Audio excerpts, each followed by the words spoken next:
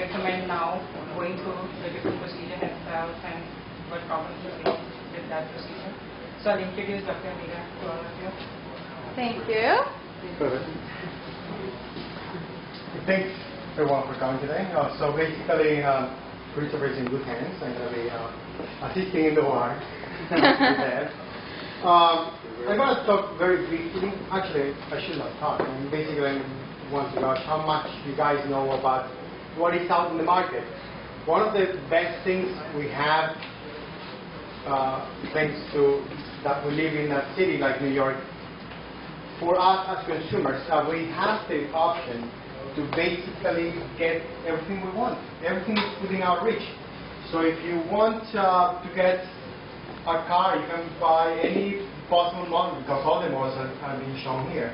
Same happens when you're actually shopping for laser vision correction. There are multiple different techniques in the market. Some of them are being already obsolete, and some of them have been still in practice when it has been proven that newer and safer techniques are in the market these days. So, any of you guys know what I'm talking about? These techniques are in the market. Some of them we don't offer, and we're definitely going to be focusing on the ones that we offer, okay?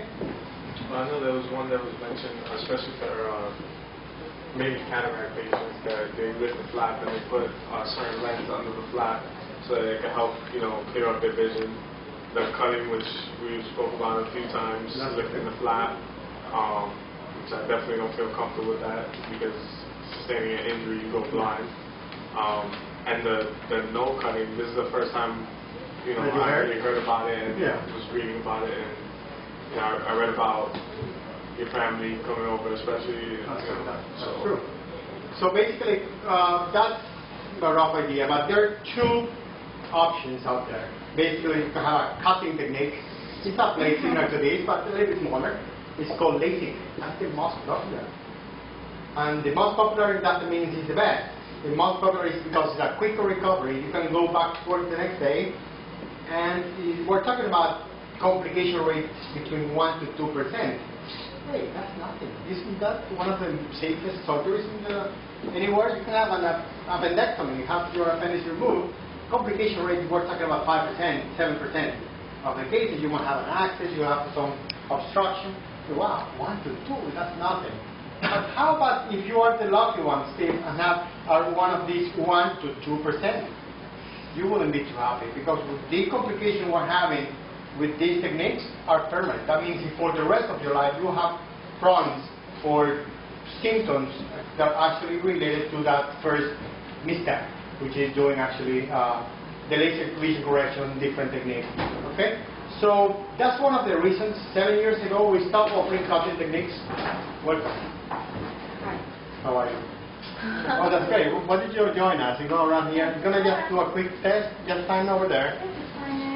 So that's the first. There's the cutting techniques we don't do here. We're talking about LASIK, and something that is called blade-less laser. Blade-less sounds like not cutting, but that's just scenery. It means when they cut the flap with another laser, that means they don't use a blade like this. Okay? Now there are multiple advantages or disadvantages. Why is that in place?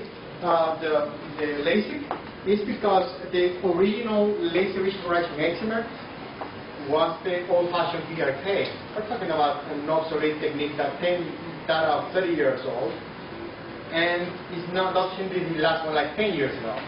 I had that technique done myself 6 years ago. I said, wow, it's not obsolete then. No, you can find surgeons every single day that are doing old-fashioned PRK, and the reason is because they mostly focus on cutting techniques. So they want to do LASIK or infrared when they see you with thin corneas, when they see high prescription, when they see, oh, I want to be a firefighter, oh, I want to be a police officer, I want to go to the army. They'll say, okay, cutting techniques are not good for you, because some of them actually will prevent you from going into those special forces because of halos, because of glare, because of dry eye, because of being hit in the eye and that flap being dislodged, which is not uncommon.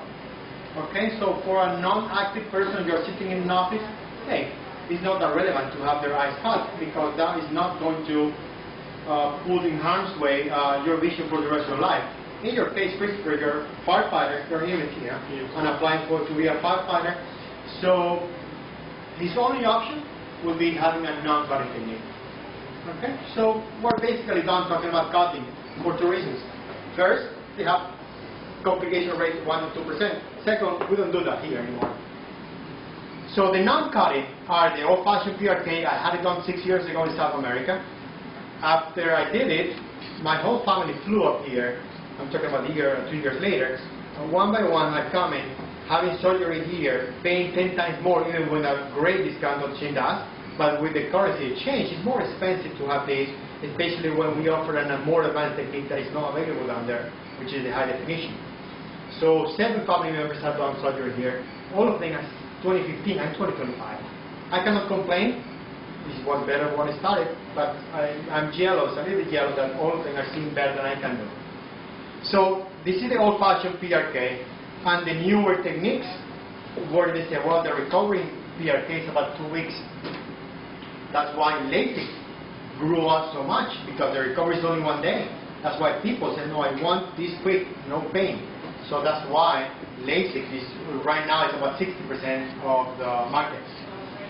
Later, Dr. Chynn was at Harvard when these newer techniques were actually put in place, when they were invented. Like we're talking about LASIK and later the epi-LASIK. So that was Dr. Chynn was doing his residency, and he actually was helping in the developing and the studies related to that LASIK technique. And that is why he's so involved in the technique, he's so knowledgeable about the technique. And basically what he has been doing in the past 8 years, exclusively non-cutting techniques. Now, what would that mean to you, Christopher? LASIK or epi? You're having LASIK, meaning it's a quicker recovery. It's not going to be as quick as LASIK, not 1 day, but we're talking about 3 to 4 days versus 2 to 3 weeks. And recovery completely of the pain. So basically, it's almost as quick as the LASIK, the cutting ones, but no way close to safety, because it's actually closer to, it's actually like PRK. Basically, we got rid of 100% of complications in the OR, in a glass OR, everyone can watch, nothing can go wrong there. And very few complications after surgery.